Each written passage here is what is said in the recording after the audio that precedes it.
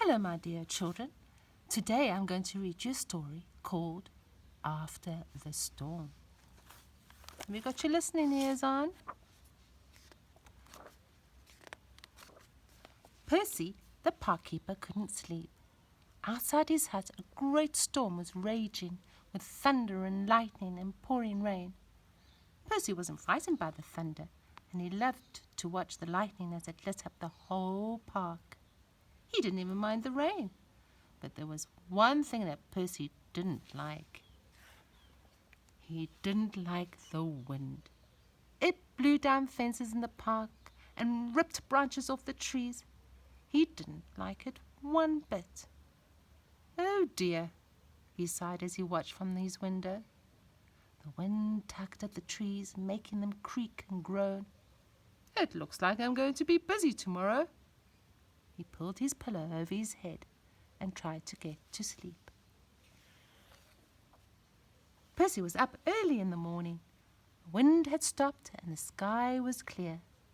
Percy loaded up his wheelbarrow with all the things he would need to make repairs and clear up after the storm. Then he set off to inspect the damage. He felt happy as he took deep breaths of fresh air, clean air. Perhaps the damage wouldn't be too bad. But he was wrong. Something dreadful had happened. A great big oak tree that had stood by itself on top of the little hill had been blown over by the storm. The giant tree had been one of Percy's favourites. Now it looked very sad, lying on its side with its mass of tangly roots sticking up into the air. But it wasn't just one of Percy's favourite trees. Some of the Percy's animals' friends lived there. Now their homes were wrecked. Percy hurried up to the fallen tree. The animals were all gathered by the tree, looking cross and unhappy. When they saw Percy, everyone started talking at once. Percy sat down with his friends and listened as they told how the storm had brought down the great tree. "And now we have nowhere to live," said the badger.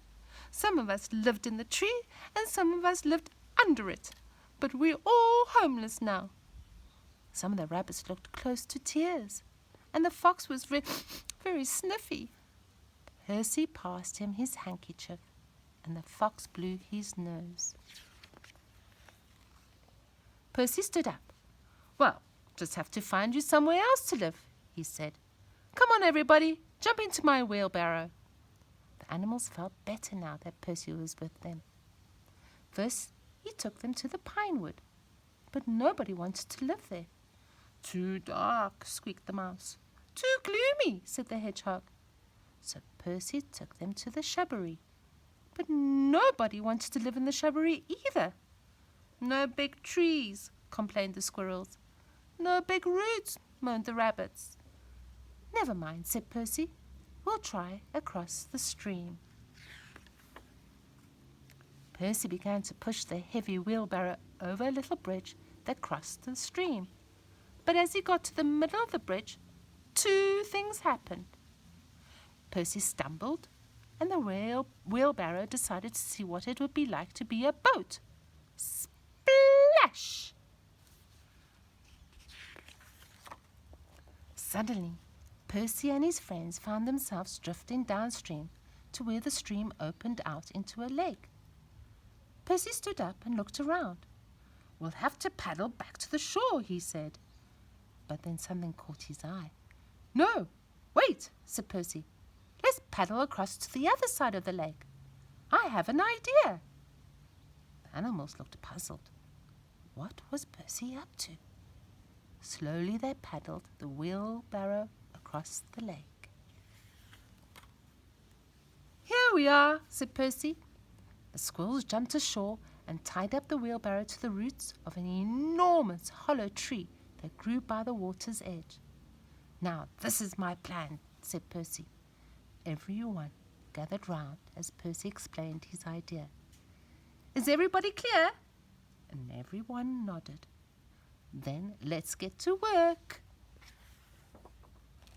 They began by unloading all Percy's tools and the planks of wood from the wheelbarrow. Then Percy explained exactly what he wanted each one to do. He showed the badger how to use a saw, and he showed the squirrels how to knock in nails. The fox drilled holes, and the rabbit screwed in screws. The mice were kept busy fetching and carrying for everyone else. At lunchtime, they took a short break to share some of Percy's peanut butter sandwiches. Then they got busy again. At long last, their work was finished. A very tired Percy stood back to admire their handiwork. Now the squirrels had a brand new home, and so did the mice.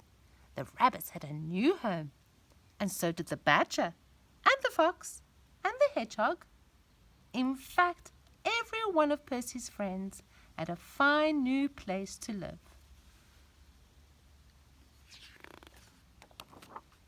"Well done, everybody," said Percy. "This is the best tree house I've ever seen." "What about you, Percy?" called the badger. "Aren't you going to join us?" Percy smiled. "I think I'll stick to my old hat," he said. "Besides," said Percy, taking an acorn out of his pocket, "I still have one job left to do back at the little hill."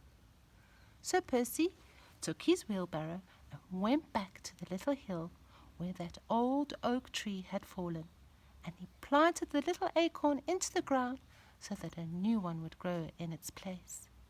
The end.